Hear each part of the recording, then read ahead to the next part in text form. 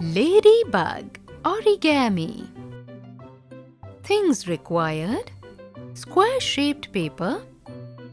Follow these steps. Begin with your paper at an angle so it looks like a diamond. Fold the top point down to meet the bottom part.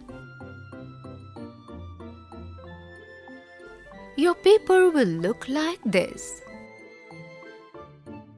Fold the top corners down to meet the point just to the sides of the bottom corner.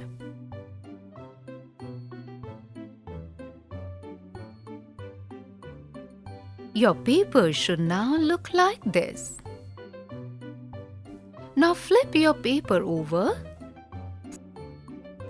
Fold down the top corner so it meets the middle point.